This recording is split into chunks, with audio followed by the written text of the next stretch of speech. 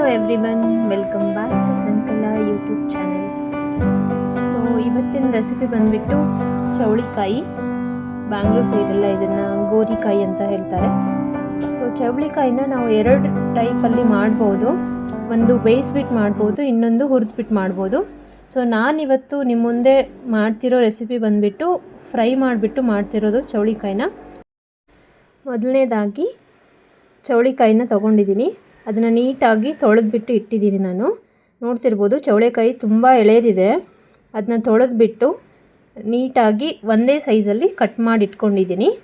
ನೋಡ್ಬೋದು ತುಂಬ ಎಳೆದಾದ ಚೌಳಿಕಾಯಿ. ಅದನ್ನ ಚೆನ್ನಾಗಿ ಕಟ್ ಮಾಡ್ಕೊಂಡು ಇಟ್ಕೊಂಡಿದ್ದೀನಿ ನಾನು. ಒಗ್ಗರಣೆಗೆ 2 ಮೀಡಿಯಮ್ ಸೈಜು ಆನಿಯನ್ನು ಮತ್ತು ಕರಿಬೇವಿನ ಸೊಪ್ಪು, ಒಗ್ಗರಣೆ ಹಾಕೋಕ್ಕೆ ಸಾಸಿವೆ, ಜೀರಿಗೆ ಮತ್ತು ಅರಿಶಿನ, ಹುಣಸೆ ಹಣ್ಣು ನೆನೆ ಇಟ್ಟಿದ್ದೀನಿ ನಾನು.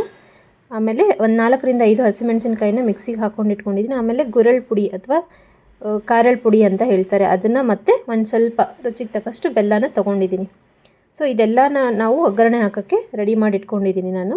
ಮೊದಲನೇದಾಗಿ ನಾವು ಸ್ಟವ್ ಆನ್ ಮಾಡೋಣ. ಸ್ಟವ್ ಆನ್ ಮಾಡಿಬಿಟ್ಟು ಅದರ ಮೇಲೆ ಒಂದು ಕಡಾಯಿನ ಇಟ್ಕೊಳ್ಳೋಣ. ಒಗ್ಗರಣೆ ಹಾಕೋಕ್ಕಿಂತ ಮುಂಚೆ ನಾವು ಚೌಳಿಕಾಯಿನ ನೀಟಾಗಿ ಫ್ರೈ ಮಾಡ್ಕೊಳ್ಬೇಕು. ನಾನು ಮೊದಲೇ ಹೇಳ್ದಂಗೆ ಚೌಳಿಕಾಯಿನ ಇವತ್ತು ಹುರಿದ್ಬಿಟ್ಟು ಮಾಡ್ತಾಯಿದ್ದೀನಿ. ಸೊ ಚೌಳಿಕಾಯಿನ ಚೆನ್ನಾಗಿ ಹುರ್ಕೊಳ್ಬೇಕು, ಮೀಡಿಯಮ್ ಫ್ಲೇಮಲ್ಲಿ ಇಟ್ಕೊಂಡು. ಎಳೆಯದಾಗಿದೆ ಚೌಳಿಕಾಯಿ ಮಾತ್ರ. ಎಣ್ಣೆ ಹಾಕೋಣ. ಎಣ್ಣೆ ಹಾಕಿಬಿಟ್ಟು ಚೌಳಿಕಾಯಿನ ನೀಟಾಗಿ ಫ್ರೈ ಮಾಡ್ಕೊಳ್ಳೋಣ.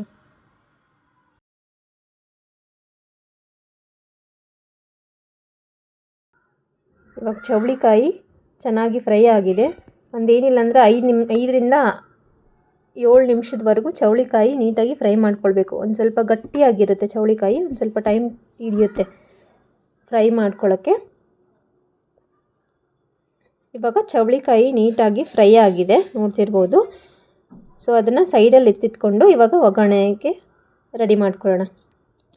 ಸೊ ಒಗ್ಗರಣೆ ಹಾಕೋಕ್ಕೆ ನಾನೊಂದು ಕಡಾಯಿನ ಇಟ್ಕೊಂಡಿದ್ದೀನಿ.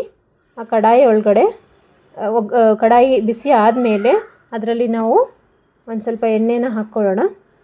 ಎಣ್ಣೆ ಕಾದಾದ ನಂತರ ಜೀರಿಗೆ, 1 ಟೇಬಲ್ ಸ್ಪೂನು ಸಾಸಿವೆ ಮತ್ತು ಕಟ್ ಮಾಡಿ ಇಟ್ಕೊಂಡಿರೋ ಆನಿಯನ್ನು ಮತ್ತು ಕರಿಬೇವನ್ನ ಹಾಕಿಬಿಟ್ಟು ಮಿಕ್ಸ್ ಮಾಡ್ಕೊಳ್ಳೋಣ.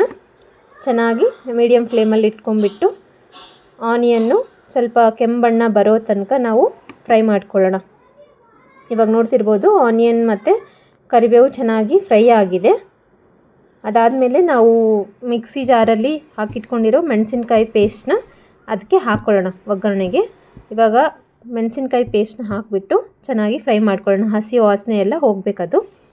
ಸೊ ಇವಾಗ ಫ್ರೈ ಆಗಿದೆ. ಒಂದು ಸ್ವಲ್ಪ ರುಚಿಗೆ ತಕ್ಕಷ್ಟು ಉಪ್ಪು ಮತ್ತು 1 ಟೇಬಲ್ ಸ್ಪೂನ್ನ ಅರಿಶಿನ ಹಾಕ್ಕೊಳ್ಳೋಣ. ಅದನ್ನು ಹಾಕಿಬಿಟ್ಟು ಚೆನ್ನಾಗಿ ಮಿಕ್ಸ್ ಮಾಡ್ಕೊಳ್ಳೋಣ. ಇವಾಗ ಒಗ್ಗರಣೆ ಎಲ್ಲ ಚೆನ್ನಾಗಿ ಫ್ರೈ ಆಗಿದೆ. ಇದರಲ್ಲಿ ನಾವು ಹುರಿದಿಟ್ಕೊಂಡಿರೋಂತಹ ಚೌಳಿಕಾಯಿನ ಹಾಕ್ಕೊಳ್ಳೋಣ. ಚೌಳಿಕಾಯಿ ಹಾಕಿಬಿಟ್ಟು ಅದನ್ನ ನೀಟಾಗಿ ಒಗ್ಗರಣೆ ಸಮೇತ ಕಲಿಸ್ಕೊಳ್ಬೇಕು. ಆಮೇಲೆ ಸೈಡಲ್ಲಿ ಎತ್ತಿಟ್ಕೊಂಡಿರೋ ಬೆಲ್ಲನ ಹಾಕಿ ಮಿಕ್ಸ್ ಮಾಡ್ಕೊಳ್ಳೋಣ.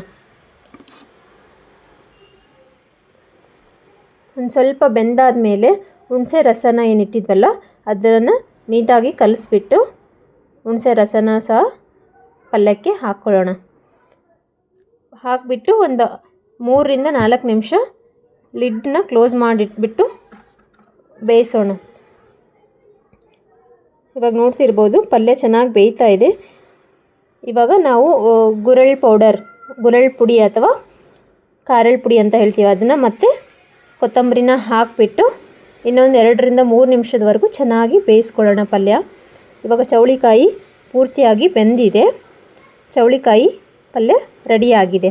ನೀವು ನೋಡ್ತಿರ್ಬೋದು ಎಷ್ಟು ಚೆನ್ನಾಗಿ ಎಳೆಯದಾದ ಚೌಳಿಕಾಯಿ ಪಲ್ಯ ನೋಡೋಕ್ಕೆ ಎಷ್ಟು ಚೆನ್ನಾಗಿ ಕಾಣ್ತಾ ಇದೆ. ಇದನ್ನು ನಾವು ಬಿಸಿ ರೊಟ್ಟಿ ಅಥವಾ ಖಡಕ್ ರೊಟ್ಟಿ ಅಥವಾ ಚಪಾತಿಲೂ ಸಹ ತಿನ್ಬೋದು. ಹೋಪ್ ನಿಮಗೆ ಇದು ಹುರಿದು ಮಾಡಿರೋಂತಹ ಚೌಳಿಕಾಯಿ ಪಲ್ಯದ ರೆಸಿಪಿ ಇಷ್ಟ ಆಗಿದೆ ಅಂತ ಭಾವಿಸ್ತೀನಿ. Thank you for watching.